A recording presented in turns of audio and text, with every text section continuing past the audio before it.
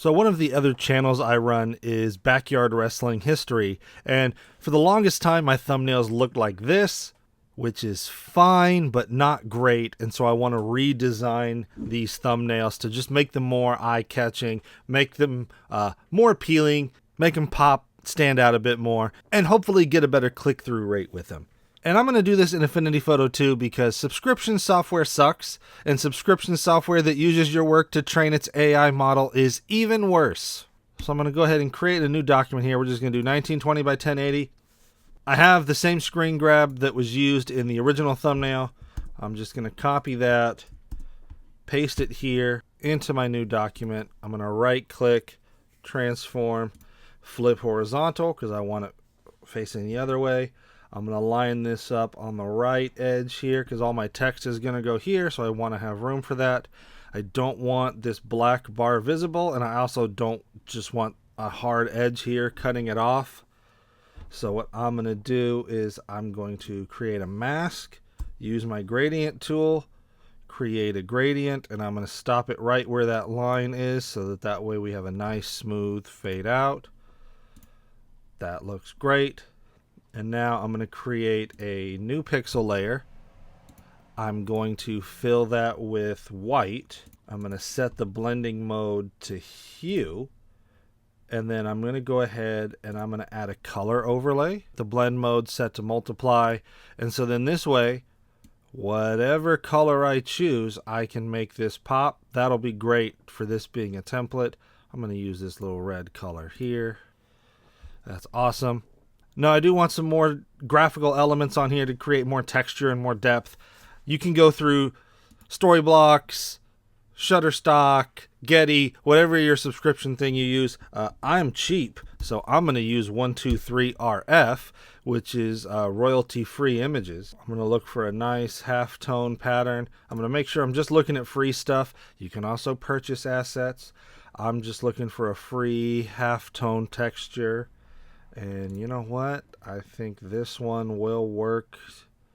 Yeah, that'll work just fine. So I'm going to go ahead and download this. I'm going to do a PNG.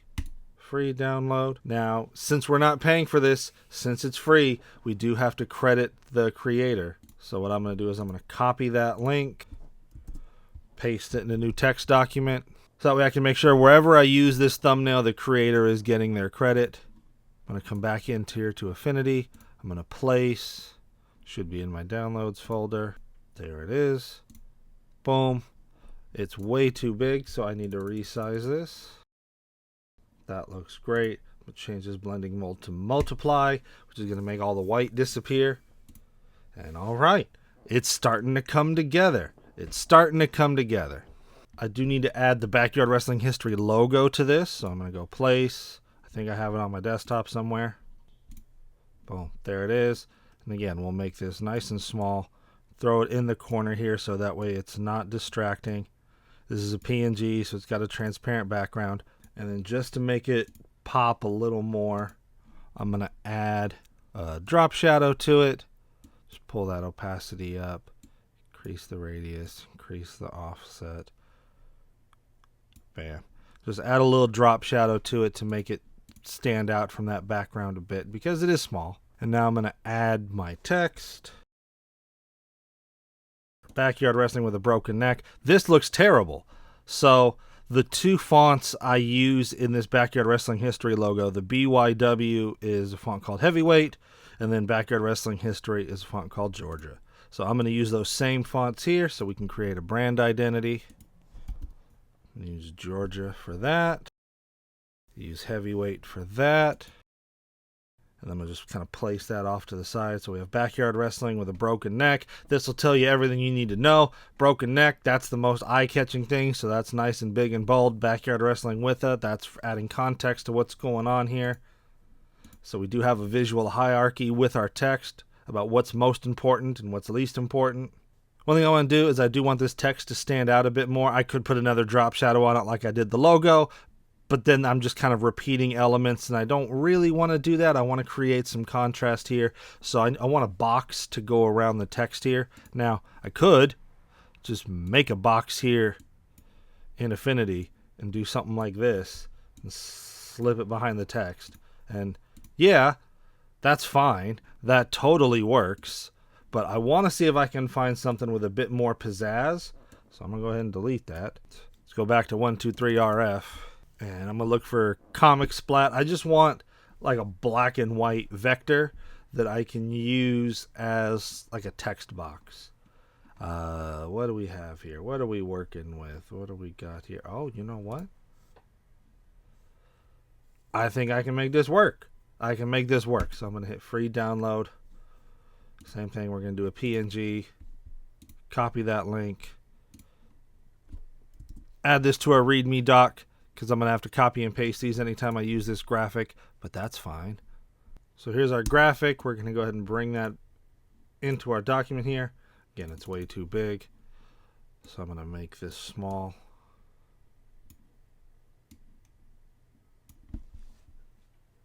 So I'm going to go ahead and resize this. And then the other thing I'm going to do is I'm going to invert that by pressing Control-I or Command-I to invert this here. So now it's black on white.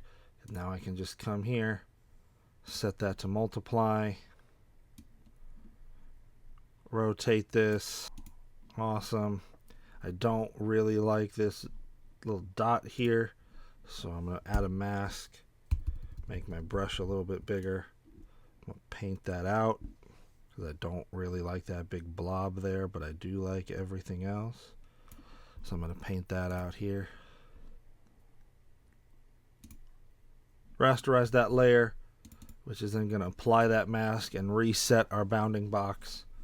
And so now I can slip this under my text. I can stretch it horizontally. I can even use my transform properties here on the side. There we go. That looks cool. I really like that. One thing is I do want this move to stand out a bit more. He's doing the spine splitter on me right here. I do want that to pop a bit more. It does kind of blend into the background. So what I'm going to do is I'm going to duplicate our background layer. I'm going to get rid of the mask, move that to the top, and then I'm going to grab our quick selection tool, and I'm going to just make a very quick down and dirty mask around us. And we'll get the chair in there too. And then I'm going to hold down Alt or Option, and I'm going to start removing things just to kind of tighten this selection up a little bit more. Okay. Then we'll come up here and we'll hit Refine. And then here you can view your selection as an overlay on a black mat, on a white mat. You can just view the alpha channel, or you can view it with a transparency. I'm going to do this with just the overlay so I can see what I'm adding, what I'm subtracting. I'm going to use my adjustment brush here. Foreground is stuff you're going to keep. Background is stuff you're going to get rid of. Feather is things you want to blend. Matte is for things that are in between, like hair. So I'm going to use this matte brush, and I'm going to just kind of go around my head, add some of my hair back in. But then I'm going to take this background brush, and I'm going to just clean some of these edges up. And then there, it's going to go a little too far, so I switch to the foreground brush, paint that back in, and then it's able to figure out what I want and cut the difference. And so then kind of same thing here. I'm going to clean this head up a little bit. It took too much, so now I'm going to add some back in with the foreground brush. And now it knows what I'm looking for, and it's going to split the difference. And so I'm just kind of going to go around this image, clean up this selection as much as possible. This is also 480i VHS footage. So this is not the best source to work with. Obviously, the higher resolution you have, the better this process is going to go. And then here it looks okay, but if I switch to the black matte, you can see, oh, it's still rough in some places. So we're going to clean that up. Cool. For a super low-res blurry image, I think that's the best we're going to get. Lastly, what I'm going to do is I'm going to up this smooth. That's going to smooth this selection out. If I crank it up all the way, you can see what it does. But it's going to smooth this selection out. I don't want to go too crazy with it, but I do want to get rid of some of those jagged and rough edges. So I think right about there is going to work good. Ramp is going to basically grow or shrink this mask. So if I go way out like that, we're adding a bunch. If I come back in, we're trimming a bunch. So I'm going to find a sweet spot to just try and get rid of some of the fringing we have on the edges here. And then I'm going to output this selection to a mask, apply that, boom, there we go. And so now I'm making this move stand out a little bit more. One thing I don't like all the green fringing we have on here. I'm going to add an HSL adjustment layer, which is hue, saturation, and luminosity. And I'm going to clip this just to that layer, so we're only affecting the one layer. I'm going to select anything that's green, and I'm going to desaturate it. And then I'm also going to open my selection here and just make sure I'm getting all those greens out that I don't want. There we go. Before and after, you can see we're getting rid of all this green fringing around the edges here. And again, I just have it clipped inside this main layer here so that way we're not affecting anything else. And then the only other thing I want to do is I want this text to stand out even more. So I'm going to select our main focus here, use this color picker tool. I'm going to select the background color we picked, apply it, boom. And now it ties it together. And this is going to be our new thumbnail. If I wanted to, I could also slip this behind the text box and having the little splat go over the action. Sometimes I may want that, sometimes I may not, so I can always just bring it back to the top of my layer stack if I would rather have it go in front of the box. But then what's great is because of the way I built this, I can use this as a template going forward. So I can start labeling these. But all I got to do is double click on this FX icon here, and I can literally now adjust this to be whatever color I want. And so I might even look and say, okay, the only real color in here is this red color. Maybe I want to emphasize that. Maybe I want to contrast it. Maybe I want to move to the opposite side of the color wheel so that way it stands out more. I have the flexibility to decide how I want this to work, and then I can even just copy that hex code. Paste it here with our text color to always make sure our text matches. I could even just switch it and make it blue. So now if I want to use this as a template, I literally just have to drag in my background layer, position it, duplicate it, mask out the subject, change the colors, and I'm done. And I can even come in here if I wanted to, because here's the mask. I can zoom in and I can clean this up even more if I wanted. So I can grab a brush, and if I really wanted to come in here and fine tune this, I can. Clean that up even more if I wanted to. And if we compare it to how I used to do thumbnails, I mean, this is okay. This is fine.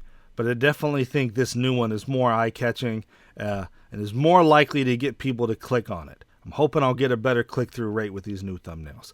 But that's building a YouTube thumbnail template in Affinity Photo 2. Was this helpful? Was this not helpful? Are you still an Adobe user, or have you joined the Affinity revolution? Let me know in the comments below.